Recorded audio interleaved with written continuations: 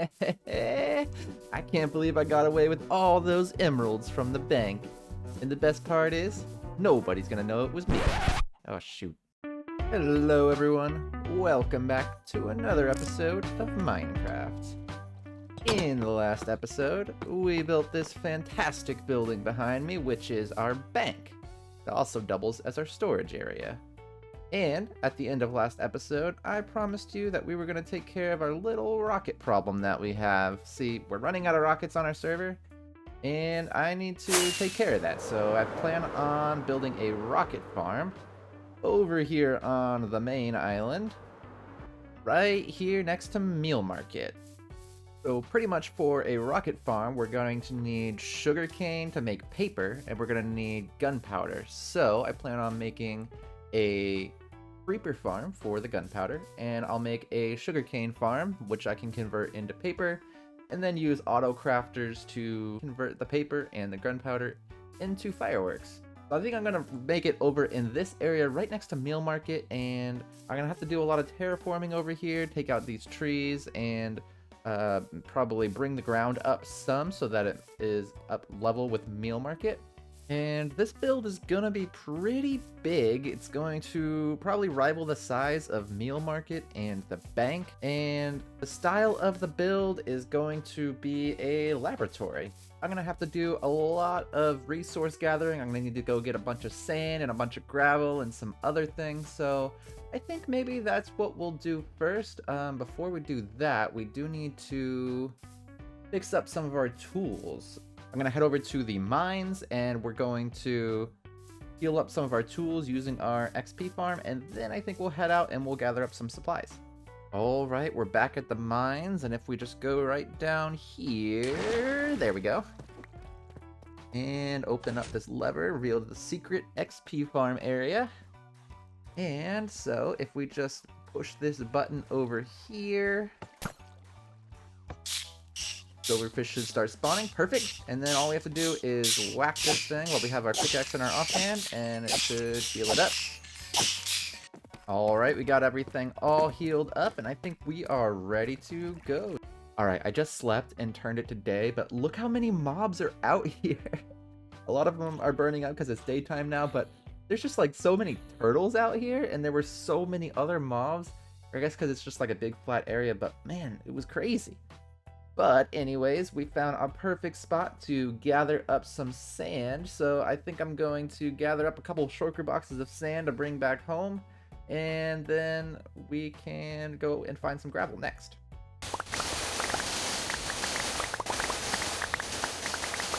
And 3 shulker boxes full of sand later, I think we've got enough to head back, plus my shovel is starting to break, so let's head back home. Oh my gosh, guys, on my way back home, I found these 2 ice villagers, and I really wanted to bring them back here because I want some different variety of villagers, and I thought it would be really fun to have them, so I put them in a boat and I flew them back home over here, and I'm hoping that they'll breed up and make some baby ice villagers, and then we can have some more variety. I don't really know. I didn't really look into how the village mechanics work. I just got excited and brought them over here, so hoping that'll work, but we'll see. Alright, after spending some more time gathering resources and crafting up resources and stuff, I think we got pretty much everything to at least start the build. We got a whole bunch of concrete powder, gray and white. I also think I'll need some yellow concrete powder, but I'll make that later. And I made this contraption over here, which will help me convert the concrete powder into concrete. So pretty much it's an item filter where I can put the shulker box up at the top, and it'll just pull out the concrete powder, and it'll push it up through these droppers so that I can stand at the top there. I'll just put the items in the item filter right there.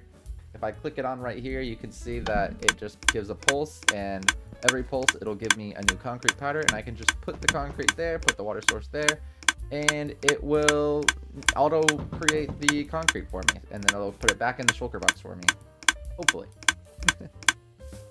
Let me just grab myself a water bucket real quick, and we'll place it here in the back. So now all I have to do is put the concrete powder right over here, and then I can just mine it with my pickaxe. It'll fall back into the shulker box, and we can keep going.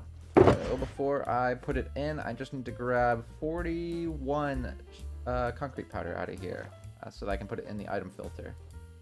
So I'll grab 41. I'll put it in this hopper right here. And so that looks good. Everything looks good.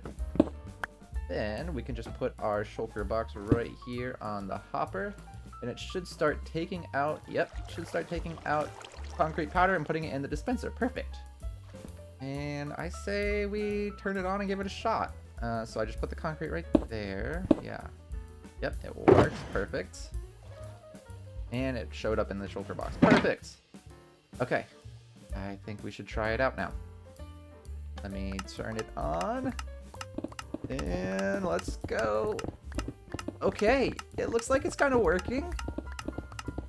I'm not really losing or gaining any concrete powder in my hand. Maybe it is going down slightly. I might have to adjust the timing a little bit, but this is working really nice. It's so much quicker. Oh, what I did before was I just pill it up and made a water tower and then broke it back down. And that was so slow. This is so much faster.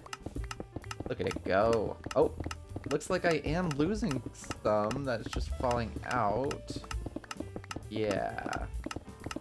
I'm definitely losing some. Yeah, okay, let's turn it off. Oh my gosh, there's so much on the ground over here. Oh, I don't really know why I'm losing them. Maybe if I use stairs instead of a sign there, maybe it will block it and it'll go into the hopper instead. Let's replace this sign. Uh-oh. Oops. Ah. Okay. Let's get the sign, or get the stair in place. I think this will work. Yeah, I can still reach back there, so I think this will work. Hopefully this will block more of the concrete powder. Oops. And I'm gonna try to adjust the timing so it goes a little bit quicker. And up. It's again crouched. Let me try turning it on. And we'll try again. Oh man, this is going a lot faster. I think I need to go with the slower timing. But this does seem to be working better. I'm not losing as many. Oh, I do see I have some in my inventory right now. So apparently I am losing a little bit. But it doesn't seem to be nearly as many anymore. Oh gosh. Let me turn it off. Okay, it seems to be better this way. So I guess that's what I'll do. It's not perfectly lossless, but maybe I'll keep an inventory slot open. All right, let's do one more test here.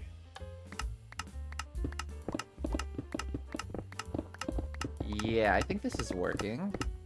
I think I'll just have to keep an open inventory slot to catch any of the extra concrete that falls out. But it doesn't look like it's too much so far. I just have 4 right now. So it looks like most of it is still getting caught by the hopper and put back into the shulker box, which is good. So I think I'm going to take some time to convert the rest of this powder into regular concrete, and I'll get back to you guys when I'm done. Ooh, that took a while, but it was so much quicker than my old process of just powering up, because I've got a couple shulker boxes full of concrete now. And actually, this thing wasn't as lossless as I thought. See, what had happened was some of the concrete was ending up above me in front of the bank, because this right here is underneath the front of the bank. So some of the concrete, for whatever reason, was just getting pushed up through the blocks and landing at the top, and I didn't realize that at first. So I ended up losing some of the concrete that I was making, and I was trying to figure out why. Luckily, it was mostly just the white concrete, which is a lot easier to remake because the white dye is really easy. I got tons of bones and bone meal and stuff.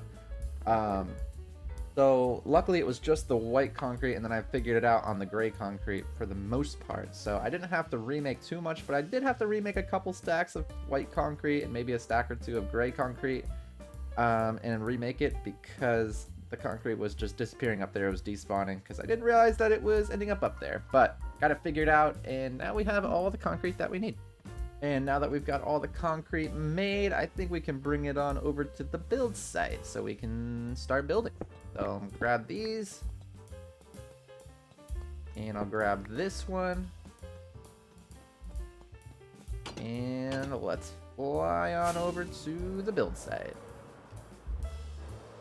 Alright, here we are. So Like I said, I'm gonna build it right here next to Meal Market, but we gotta do some terraforming and we gotta tear down these trees. So I just have to bring over some dirt and level this out, and hopefully I can make the terrain look pretty even and naturally generated around the edge so that it doesn't, stand out or anything. So I think that is the next step.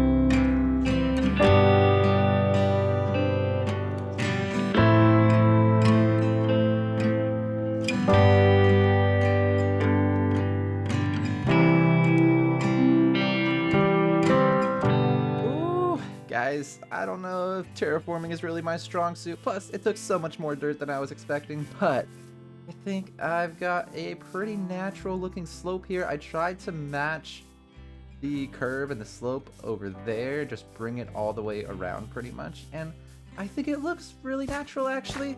So I'm pretty happy with it. I think that it's good.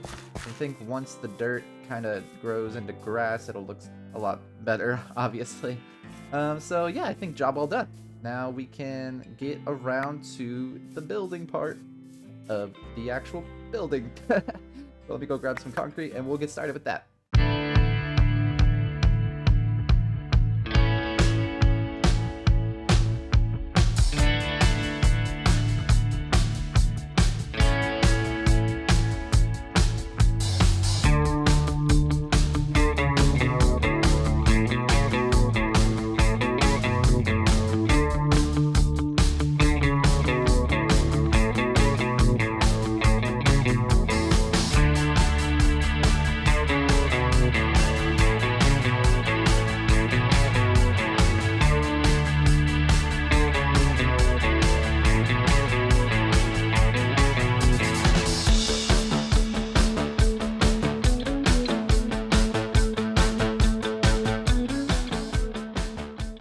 Just like that, we've got the shell of our build all laid out.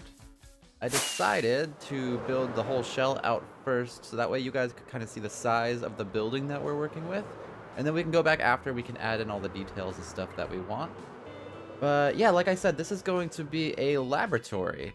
So there's going to be lots of interesting little details inside to try to get that message across. And on the outside, there's going to be some more decorating that we need to do. We're going to add a big sign for the lab right here, and then we're going to have windows and stuff all around. There's going to be more signs all around the building. So, first thing I want to do is add the sign on the front, and then we'll work on getting the farms up and running for the rockets. So that way we can start passively making rockets while we're doing the rest of the decoration. So, without further ado, here's the sign. I decided to name it Alpha Laboratories, and the reason I picked that name is because, well, it's a word that I could make fit on the front of the building, pretty much. And also, Alpha Laboratories kind of sounds like a lab that has questionable methods going on inside. So, you never know what's going on in there. And I also got a little bit carried away, and I made some of the other signs around the rest of it. So I got labs on this side, a big old A for Alpha on right there. This has rockets on the back. And then labs again on this side. So next we'll have to be putting in the windows, but before we do that, I want to put together the Sugarcane Farm and the Creeper Farm, so that way we can start generating some of these rockets. Oh, I missed a corner. Take this corner out. Perfect. Now it's better.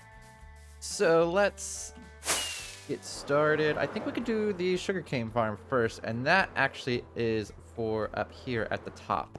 So this is where the Sugarcane Farm is going to be, and so that's why it's kind of a big empty area and I didn't put a roof on it yet. We have to run some rail lines underneath the Sugarcane Farm and do a little bit of redstone so that way we can have it drop off all the sugarcane into a hopper or something so we can autocraft it into paper and push it down into turn it into rockets later. And before I start putting the rails down, I want to try to figure out where the drop-off point for the sugarcane is going to be. But kind of know where I want the crafting of the rockets to go, and that is like in this back corner here. So maybe like the rails can drop off the sugarcane just straight up from here. Let's see where this ends up. Alright, so here is pretty much where we want the rails to be dropped off. So it's kind of like in the front area. Well, actually, I think this is technically the back area, since that is the front over there. But, okay, so now that we know that we can set up our rails and then set it up to have it so that it drops down over here and then keeps going around again. So, I think we can start putting the rails up. Alright, all the rails are laid out. Moment of truth, I think it's time that we give it a quick little test run. Alright, it looks to be doing fine. I also want to drop it some items for it to pick up. Just come over here. Oops. I think I accidentally might have touched it. Send it along.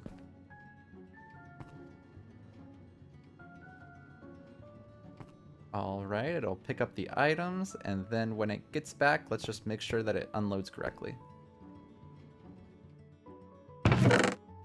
Perfect, it unloaded correctly, and it sent itself back on the way. This thing is good to go, so we can start building the actual sugarcane farm now on top. Alright, the farm is built, and I ran out of sugarcane, so we gotta wait for this sugarcane to grow a little bit so we can finish planting the rest of these rows. But so far so good, everything is working as intended so far. Now we have to put in the harvesting mechanism, which is essentially flying machines. Alright, a few minutes of redstone finagling later, and we've got the flying machines set up. Now, before we set them off, I need to make sure that first they will stop on the other side and stop back here. And then we want to set up a little circuit that will make sure that they automatically just keep bouncing back and forth. So that's why we have these observers here, which will detect when the trapdoor gets in front of it. It will blink, give it a little signal, and then we can feed that signal into the observers on each of the flying machines on the back, which will send it back to the other side. Now we just need to add some obsidian blocks to block it from wanting to come back or go through the building pretty much, because it will fly just straight through the building if we let it. So let's put those there. And then for the signal, I think all we'll need to do is put some redstone going out like this, and then we'll put a repeater on each side. Maybe we'll delay the tick slightly, and then we'll put, oh, that's not good. Uh-oh. Slow down! Slow down! Oh boy, that was close. Well, we know that the flying machines work, but now I have to go rebuild them, I think. Let me kickstart off these. Just with a redstone torch real quick. That should do it. Now let's see if they fly back. If they fly back, that means the observers are working over there. If they don't, that might mean I need to switch it. Okay, it looks like they are flying back, so we're good. And moment of truth. Yes, perfect. They're flying! So now we should have pretty much infinite sugarcane, but there's one more thing that we need to do before it is fully operational. And that is, we need to send the sugarcane down into where we want to make the fireworks. Before we build that mechanism though, I do want to finish up the rest of the build up here. So I want to put in the rest of the sugarcane and then also just finish out the build up here so that it can be pretty much considered done up top. So I think let's do that next. Alright, all the paths are in, and I also added in the glass walls along the side, just to kind of keep me from accidentally falling off here. It's nice because I can jump over here if I need to get in there, or if I just want to jump off and fly off the edge. But it's also a good little barrier so I don't accidentally fall down in there, and then I have to climb my way or fly my way back out of there. So yeah, the whole sugarcane farm is now built. We do still have to make the mechanism to send the sugarcane down through the bottom to be turned into paper and then into rockets. So let's work on that next. So what I think I want to do is take out this chest and put a dropper here instead. On second thought, I figured it was kind of dumb to drop the items down and then auto-craft them when I could just straight auto-craft them right here instead. So now the new process is... Oh, whoops. Whoops. Uh-oh, I'm breaking things. So now the new process is that items will come into the auto-crafter right here, aka sugarcane, and it will fill up, and when it fills up enough to make paper, it will auto-craft it into paper right away. And the way this works is all the slots in this are full except for the 3 slots that we need to make paper. And this, all the slots are empty, which means that it's giving a signal of 9. So when these comparators match up, meaning this has a redstone signal of 9 coming out of it, meaning that there's at least 1 item in every single slot, and this has a redstone signal of 9 coming in out of it because all the slots are taken, this redstone will turn on, which powers this block next to the crafter, which powers the crafter, and it creates paper. Just like that. Oof. Perfect timing. And down here you can see all the paper that was crafted by the crafter up there, and it's landed down here at the bottom. So next I need to make sure that it all can fit perfectly in this 1x1 hole right here. So I'll have to put up some walls and some, I think I'm going to use some trapdoors probably as well. And make sure that the paper falls down through the hole down to there, down to the next hole. And I've run out of gray concrete blocks, so I put these blocks here temporarily just so I can test it out in a bit. But this is pretty much the tunnel that I've created right here. I've got trapdoors and blocks on all sides to make sure that it falls straight down into this 1x1 hole, and we can, at the bottom, craft them into rockets. So we'll go down to the next layer now, and just need to grab my stuff.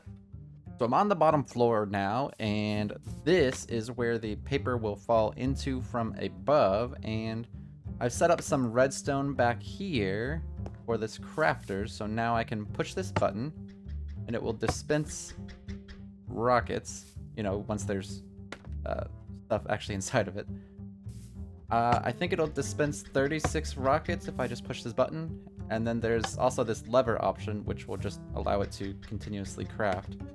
And all that's doing back here is there's a little bit of a pulse extender right here, and that's mostly just for the button. And then this is just pulsing continuously to allow the crafter to keep crafting.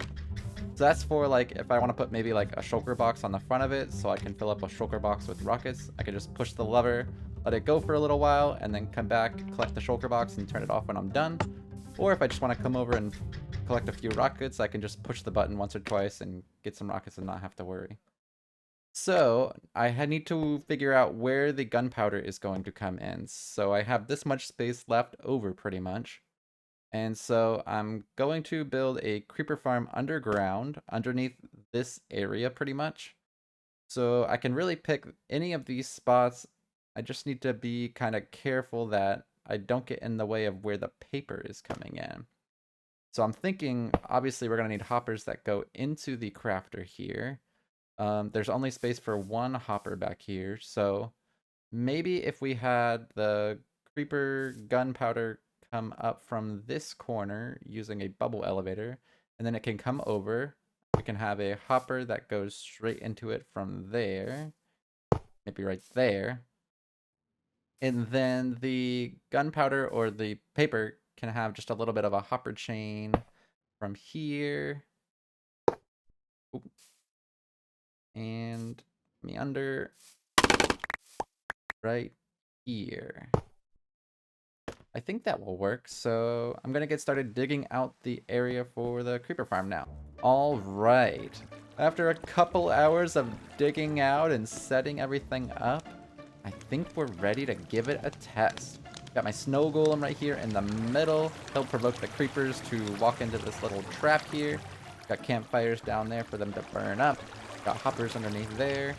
And then there's a water system that brings it up and up to here. I still need to put the soul sand in, but it'll bring it up to the top where there's a chest waiting for the gunpowder, and then it will go into the autocrafter after that.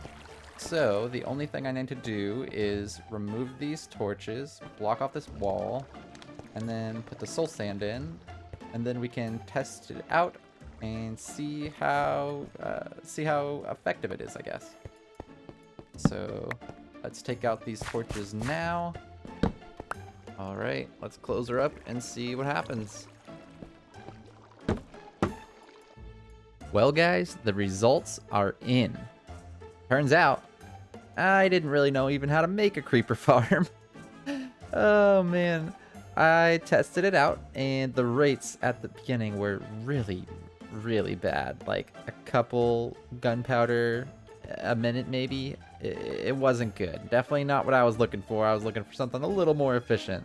So I decided to run around in the caves underground and try to light them up as much as I can. I went through several stacks of torches, probably 5 or 6 stacks at least. And then I decided to come back up and check the rates again, and they were a little bit better, I would say. But it still wasn't good at all. Not really very good at all. I'm talking maybe like 1 or 2 more gunpowder a minute. Nothing special at all. So I checked out the farm again, and I realized that spiders were spawning inside of it. And that's an issue because, well, the spider that spawned inside killed my snow golem. So then the farm wasn't working at all. So I adjusted the way that the carpets were laid out to get rid of that. And then I was spectating the farm again, and a creeper, or 2 actually, ended up blowing up and killing my snow golem. So I've lost 2 snow golems now. And so I had to adjust the farm again. So I made the platform where the snow golem stands a little bit bigger, so that way the creepers had no chance of being close enough in order to explode on the snow golem. And then the rates were a little bit better, but I realized one more thing. See, I read the Wikipedia on the snow golems wrong, and it turns out snow golems can only reach mobs that are 10 blocks away. I thought it was 16. It turns out they can throw snowballs 16 away, but they won't only detect mobs that are 10 blocks away. So I shrunk down the farm, and I just tested it out again, and the rates were a little bit better once again, because now there weren't any wasted spawns on creepers that were out of range of the snow golem, so that was good. But the rates were still pretty bad, so as a last step, I decided to just make a spawning platform way up in the sky above the farm. Now, the way spawns work is you can spawn mobs up to 128 blocks away. So I went up roughly 128 blocks, maybe a little bit less, above the farm, and went into an AFK spot for a little while, and that is what did the trick. Because this farm now produces at such a high rate that is definitely more what I was looking for. Let me go down in there and show you. So I've been AFKing up there for a few hours now, and let's see what we've got here. So this chest is just for all the gunpowder, and this chest is split 50-50 between paper and gunpowder. And oh yes.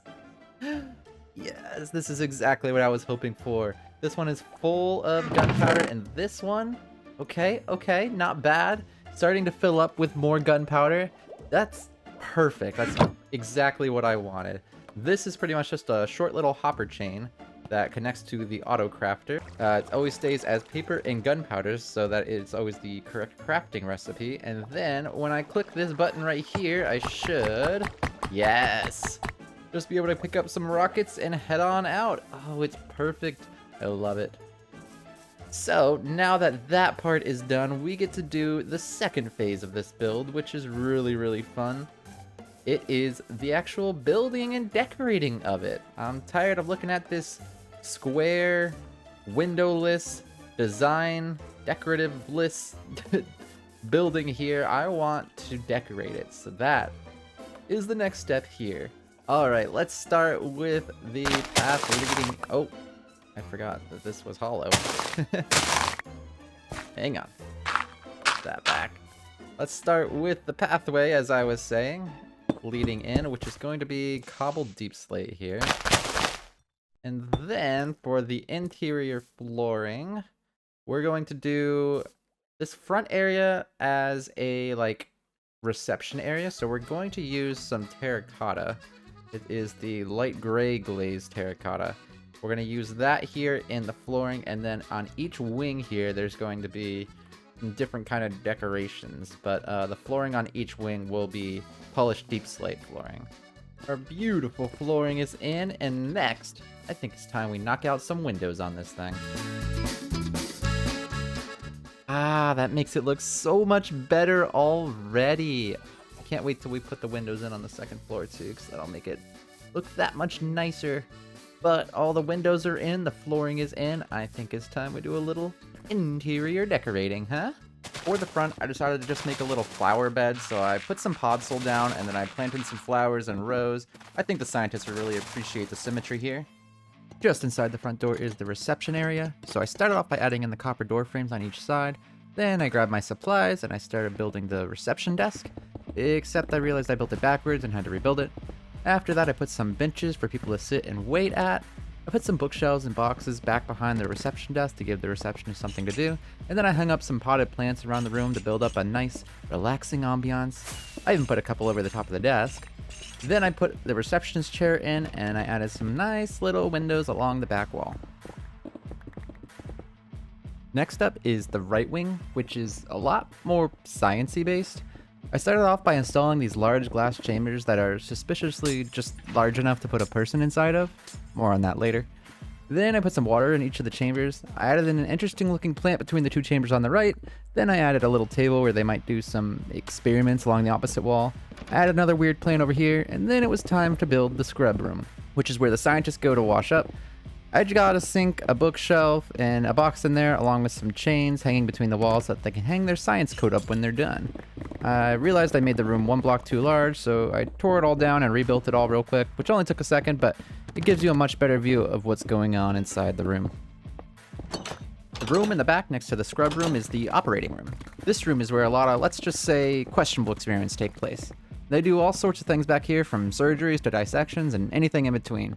So I put an operating room table in the middle of the room, a display case against one wall, and a computer in the corner with the pot next to it. I'll have to come back in here later with some armor stands to really make this room come alive. I bet you thought you'd get another time lapse of me building out the left wing, didn't you? Well, nope. The replay for this one is bugged, so you'll just have to deal with the post-build walkthrough. On the back wall, we have the rocket crafter. I added a little glass case under the stairs and a little PC for science things across from it. Along the wall, I added these little mushroom planter boxes and a corner desk at the end with another glass case. I also added a sugarcane planter box, and pretty much the design of this room is based around rockets and their ingredients, so basically they're studying sugarcane and creepers. We'll see where the creepers go in just a minute. Just up the stairs is sort of a transition room. I don't really want this room to have much of a purpose, I just wanted it to be sort of a break room or common area to hang out in. So I started off by adding in the walls on each side to fully close it in. Then I added in a pathway leading up the stairs out of copper trapdoors. I think it provides a nice transition while you're walking up the stairs. After that, I put in the copper door frames leading into each of the other rooms, and then it was time to start decorating. I lined the wall with dripstone coming up out of the ground and from the ceiling as sort of a statement piece to the room, and I think it does the job nicely. On the other side of the room, I put down some pots and put end rods on top of them to add a little more light to the room. I put some potted plants on top of the end rods to make it look a little less weird too. Then I put in a nice little table between the pots where the workers can sit down and chit-chat or eat their lunch or something. I also put a couple paintings on the wall by the table, and I put a bunch more paintings behind all the dripstone, which makes it look pretty cool. Then I figured this room still needs a little bit more, so I decided I was going to hang some chandeliers made out of purple glass and amethyst. And these look pretty neat from inside the room. After that, I put in the glass in each of the windows, and finally I put in a little shelf against the wall with a creeper painting inside of it, and I left space next to it to put a creeper head whenever I get one. The next room I wanted to be like a sort of office space where the boring people do their boring paperwork, and this is also where the boss's office is. So I started off by adding in all the windows, including a nice big corner window for myself. I went really big with the rest of the windows to allow a lot of natural light in and also give the workers a nice view of what they're missing outside. So at least while they're doing their boring paperwork, they can look out the window to get a nice relaxing ocean view. After that, I replaced those temporary dark oak blocks with some gray concrete. Then I put in the boss's desk and chair. That's for me, I'm the boss, and I gave myself a nice big corner office. Then I put in a shelf using some more gray concrete and put a couple potted plants on it and a bench in front of it. I also added my job title to the front of the desk. I'm the director of sciencey things. Finally, I added in a couple of paintings to decorate up my office just a bit more and make it feel a little bit more homey. As for the other side of the room, like I said, I want to make it sort of like an office space. So I started off by adding in the light fixtures. Then I decided to put the desks in. I designed the desks to kind of look like cubicles in a way, so I used the dark oak trapdoors to section them off from each other and provide a little bit of privacy. I also hung a light next to each of them to make sure that the workers have some decent working conditions. I thought it was kind of funny to face the desk towards the front wall and it partially blocked their view of the windows while they're at their desks. After that, I put some paintings up along the walls next to the desks. I like to think of those as sort of like inspirational work posters that you might see in some corporate office. Then I put in some bookshelves and boxes, which are sort of like where the office supplies are kept. And finally, I finished it all off by adding in some red carpet along the windows. This last room I guess I'm calling the study room, and you'll see why in just a second. This is also where I'm putting in my access point to get up to the sugarcane farm on the roof. So this first platform I'm building is going to be the elevator up to the roof, and then over on the other side is the elevator back down. I thought it was pretty cool to use glass so you could see somebody if they were inside the elevator, and you could still see out the windows to outside too. I also like how the trapdoors look as the entrance to the elevators. Those still need to oxidize, but I didn't have any already pre-oxidized trapdoors, so we'll just have to deal with it for now. Now the reason I call this the study room is because of this structure in the middle, which is a handful of holding cells for subjects that the scientists are studying. But I thought it looked really plain, so I decided to decorate it up a bit by adding some pots at the top and trapdoors between them as sort of a railway. Inside the pots I put a cactus and another pot on top, and I think that looks pretty cool. Then I added in some lighting along each of the walls. Across from the holding cells is a big old supercomputer.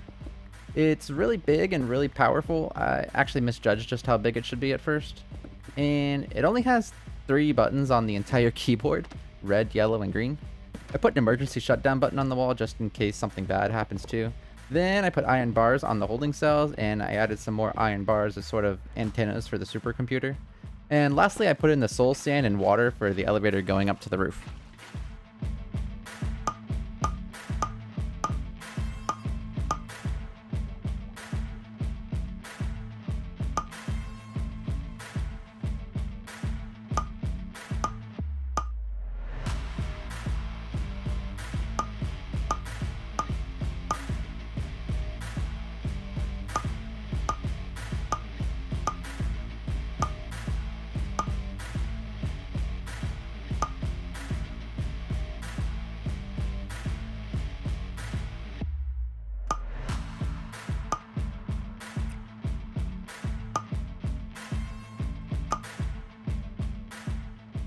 And just like that, the build is now done. Oh, I am loving the way that this thing turned out. It just feels like every little detail and every little block comes together and pretty much tells a story of a laboratory, which is really what I was going for. And all the little details and armor stands and stuff that I put in throughout here really helps tell a story of a suspicious laboratory, which is what I was going for. Especially with some of the live mobs in here, like the creepers that were down there. And, you know, I think I'm going to add in some villagers to walk around in here later. I think probably running out of time today to do it. But maybe in a later episode, we'll add in some villagers here to really make this place start to come alive that can walk around throughout the floors. Hopefully don't escape from that, though. But yeah, I really love the way that this whole build turned out, but unfortunately, that is all the time that we have for today. So, if you made it this far, thank you so much for watching. I appreciate you very much. And if you enjoyed the content, please leave a like. It greatly helps me out and lets me know that you guys like seeing videos like this. And until next time, I will see you guys in the next video. Goodbye.